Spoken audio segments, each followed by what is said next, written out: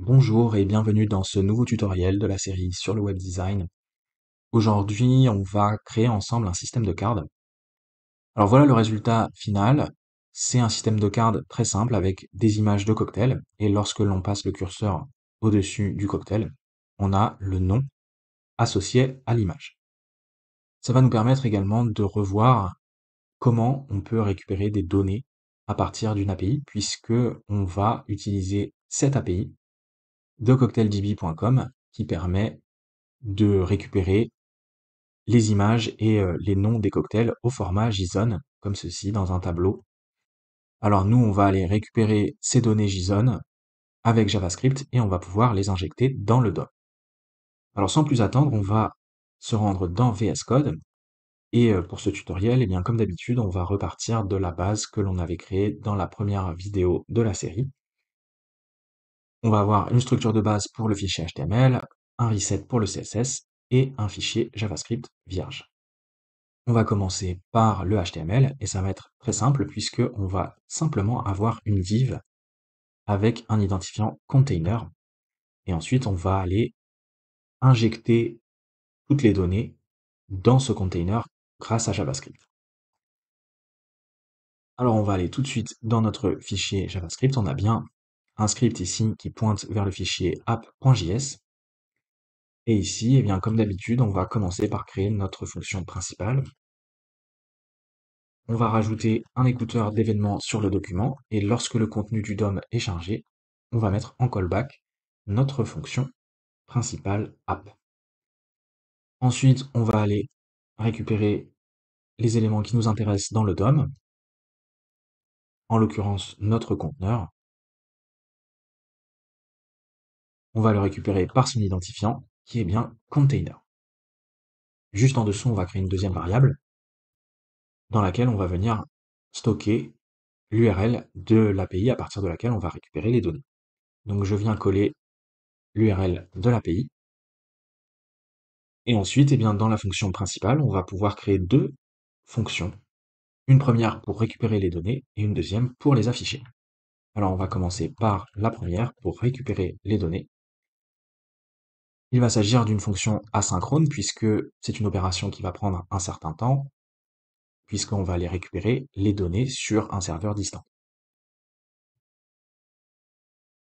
Donc on rajoute bien le mot-clé async. Ici, en paramètre de notre fonction, on va prendre l'URL et on va utiliser fetch pour envoyer une requête vers cette URL. Fetch va nous retourner une promesse, et donc si on veut récupérer la réponse du serveur, il faut bien penser à rajouter await ici. Ensuite, on va mettre toute cette expression entre parenthèses, puisque on va juste à la suite enchaîner avec une méthode .json pour convertir les données JSON et récupérer un objet. Et à nouveau, il s'agit d'une opération asynchrone, donc on va rajouter le mot-clé await ici pour pouvoir récupérer les données que l'on va stocker dans une variable. Alors si on regarde la structure de notre API, on s'aperçoit en définitive que lorsque l'on envoie une requête vers cette URL, eh bien ce que l'on récupère c'est un objet, et à l'intérieur de cet objet il y a un tableau avec tous les cocktails, et ce tableau a une clé en tout cas qui est drinks. Donc ici on va pouvoir utiliser la déstructuration et récupérer directement le tableau de cocktail. À la suite de quoi, eh bien, on va pouvoir déclencher notre deuxième fonction pour, cette fois-ci, afficher les données. Et on va passer en argument les cocktails. Juste en dessous, on va créer cette fonction. Ici, en paramètre, on passe bien les données. Et en premier lieu, ce que l'on va faire, c'est peut-être faire un reset du container au cas où il y ait déjà des données à l'intérieur.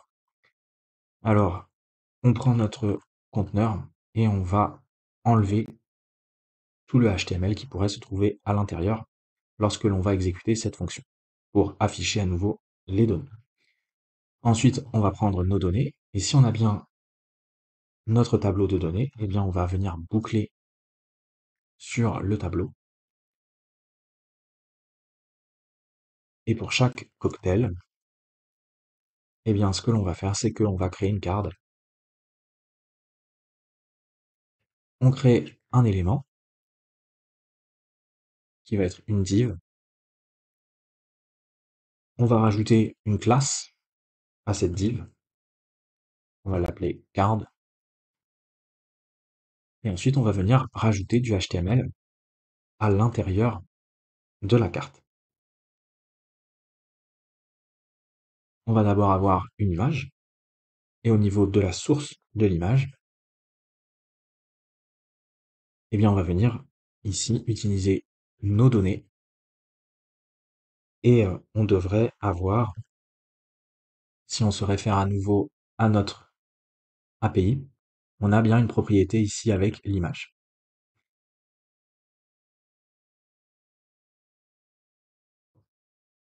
En dessous de l'image, eh bien, on va avoir une deuxième div qui va nous servir pour afficher cette fois-ci le texte. On va lui mettre une classe également overlay. Et ici, à l'intérieur, on va venir mettre la deuxième propriété qui nous intéresse. Il s'agit de cette propriété qui contient le nom du cocktail.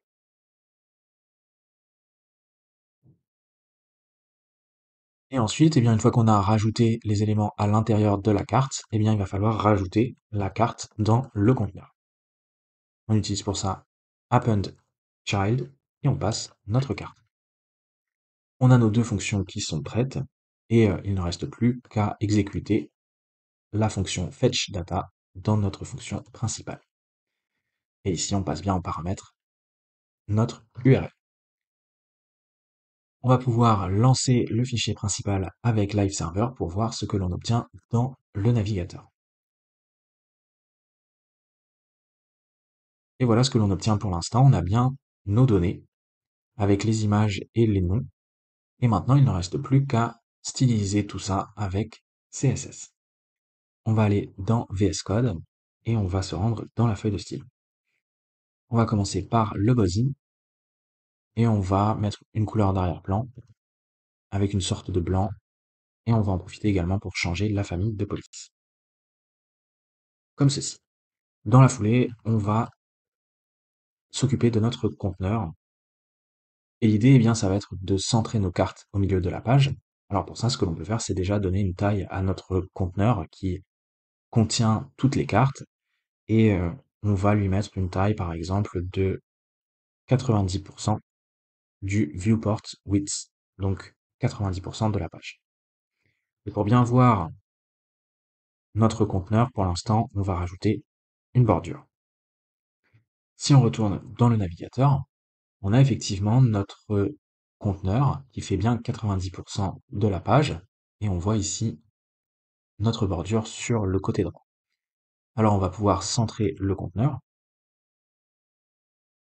et pour ça, on va mettre une marge, on va mettre 0 en haut et en bas, et par contre sur les côtés, on va mettre auto. Si on retourne dans le navigateur, on voit qu'on a toujours notre conteneur qui fait 90% de la page, sauf que cette fois-ci, il est centré horizontalement puisqu'on a une marge à gauche et à droite. Ensuite, on va vouloir mettre nos cartes les unes à la suite des autres, et pour ça, on va mettre un display flex. Si on retourne dans le navigateur, on voit que effectivement on a un problème puisque nos cartes dépassent du conteneur. Alors pour ça, on va pouvoir utiliser une propriété très intéressante, flex wrap, et ici on va mettre en mode wrap. Et si on retourne dans le navigateur, eh bien on voit que ce qu'elle fait, cette propriété, c'est tout simplement lorsque les cartes vont dépasser du conteneur, lorsqu'elles sont les unes à la suite des autres, eh bien la propriété va permettre de mettre ces cartes sur la ligne du dessous. Donc dès qu'une carte dépasse, eh bien elle vient se mettre à la ligne du dessous. Et vous allez voir que ça permet aussi des résultats très intéressants en mode responsive, on verra ça à la toute fin de la vidéo.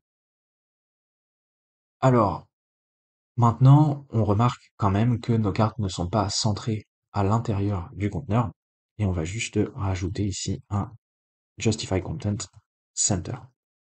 Si on retourne dans le navigateur, cette fois-ci, nos cartes sont bien centrées à l'intérieur du conteneur. Alors maintenant, on va pouvoir styliser nos cartes et à ce stade, on va pouvoir aussi également se débarrasser de la bordure. Donc on va enlever la bordure sur le conteneur et on va pouvoir commencer à styliser nos cartes. On récupère les cartes et on va déjà leur donner une taille. On va mettre 25 rem en largeur et en hauteur, on va mettre 60% du viewport height. Si on retourne dans le navigateur, on a à nouveau un problème puisque nos images débordent par rapport aux cartes. Alors pour ça, tout simplement, ce que l'on peut faire, c'est rajouter un overflow hidden et ça devrait résoudre le problème. Si on retourne dans le navigateur, cette fois-ci, on a bien nos cartes les unes à la suite des autres et les images ne débordent plus des cartes. Ensuite, eh bien, on pourrait espacer un peu nos cartes. Alors pour ça, on va juste rajouter des marges. On va mettre 1% en haut et à droite, on va mettre 2%. Si on retourne dans le navigateur, on a bien cette fois-ci des espaces entre nos cartes. Ensuite, eh bien, on va pouvoir ajouter quelques propriétés, notamment des bords arrondis dans les coins et une ombre. Alors, pour les bords arrondis, on va mettre 10 pixels. Et pour l'ombre, alors ce que je fais d'habitude, c'est que je vais dans ce site GetCSS Scan qui fournit des exemples de box shadow toutes faites, prêtes à l'emploi. Et donc il suffit de cliquer sur une box shadow pour récupérer le code. Et ensuite, on vient le copier juste ici. On sauvegarde et si on retourne dans notre navigateur, on a bien cette fois-ci nos cartes avec les bords arrondis et l'ombre juste en dessous. Alors, un des problèmes qui se pose également, c'est que nos images ne sont pas affichées correctement. Il faudrait les recadrer. Alors pour ça, on va juste prendre le conteneur, on va aller chercher l'image et on va faire en sorte que l'image prenne tout l'espace disponible dans la carte. Donc 100% en largeur et en hauteur. Et pour que l'image s'étende bien dans la carte, eh bien on va rajouter un Object Fit Cover. Si on retourne dans le navigateur, cette fois-ci on a bien nos images qui s'affichent un peu plus correctement, elles sont centrées et elles s'affichent bien sur tout l'espace disponible dans la carte. Alors à ce stade, on pourrait remarquer également qu'on n'a plus notre texte qui s'affiche. Pourtant, si on regarde le document, à l'intérieur de chaque carte, on a bien une div avec une classe overlay et le texte qui correspond au nom du cocktail. C'est ce que l'on avait injecté avec notre JavaScript. Et pourtant, ça ne s'affiche plus, tout simplement parce que l'image prend tout l'espace disponible dans la carte. Alors on va essayer de faire réapparaître ce texte. On va venir sélectionner la carte et on va aller sélectionner la div overlay. Et pour la faire réapparaître, eh bien, on va utiliser une position absolue. Alors si on utilise une position absolue ici, il faut bien penser à rajouter une position relative puisque on va positionner notre overlay par rapport à la carte. Et ici, pour le faire réapparaître, eh bien, il suffit de donner des positions. On va mettre 0,5 rem sur tous les côtés. Donc en haut, en bas, à gauche et à droite. Et pour bien voir notre div, on va lui rajouter une couleur. On va mettre du kaki par exemple. Si on retourne dans le navigateur, on a bien notre div qui est réapparue. Elle est bien positionnée avec 0,5 rem sur tous les côtés et on a notre couleur d'arrière-plan. Alors on pourrait déjà centrer le texte. On va mettre un display flex et on va venir centrer verticalement et horizontalement. Si on retourne dans le navigateur, on a bien notre texte qui est centré. On va pouvoir rajouter quelques éléments de style sur le texte. on va déjà changer la taille. On va mettre 1,4 rem. On va changer la couleur. Et on va également en profiter pour mettre un peu d'espace entre les lettres. On va mettre 0,8 rem. Si on retourne dans le navigateur, voilà ce que l'on obtient pour les textes. Alors, dans certains cas, il n'est pas tout à fait centré, parce que ça dépasse. Alors, on va juste mettre un text align center, et cette fois-ci, le texte est bien centré. On va également faire réapparaître notre image par transparence en dessous, en rajoutant ici une opacité. On va mettre 0,9. Si on retourne dans le navigateur, on a bien par transparence notre image en dessous.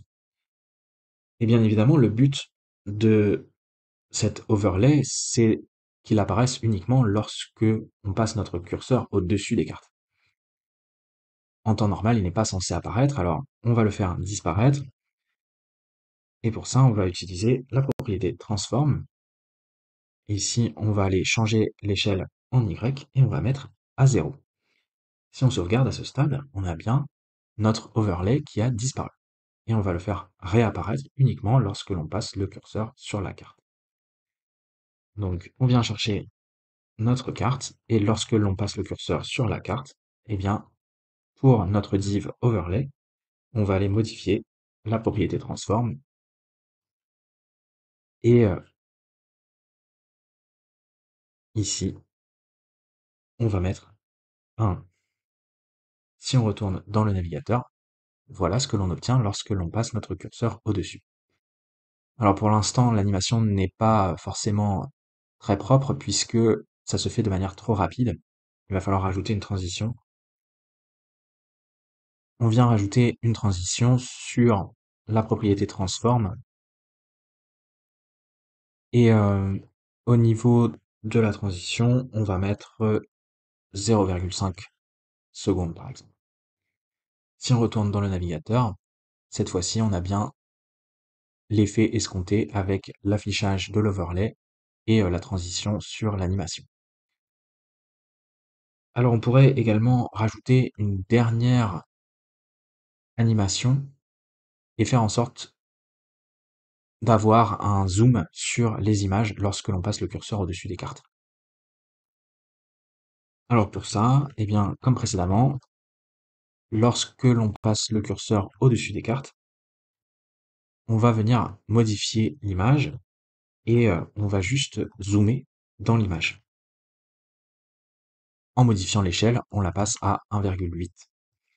Si on retourne dans le navigateur, alors on n'a pas l'effet escompté puisqu'il faudrait changer la propriété ici au niveau de l'image. On va mettre un retour à la taille standard comme ceci. Et on va en profiter d'ailleurs pour mettre également une transition pour que ça se fasse de manière un peu plus naturelle. On va mettre transform au niveau de la propriété. Au niveau de la durée, on pourrait mettre quelque chose comme 0,4 secondes. Et au niveau de la fonction de timing, on va mettre is in out. Si on retourne dans le navigateur, cette fois-ci, on a bien le zoom dans l'image lorsque l'on passe notre curseur au-dessus.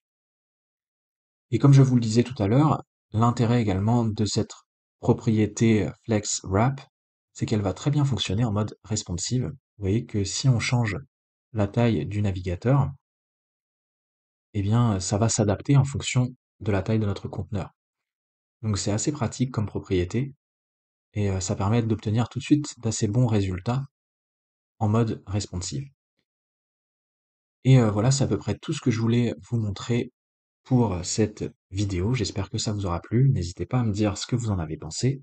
Et on se retrouve très bientôt pour la suite de la série sur le web design.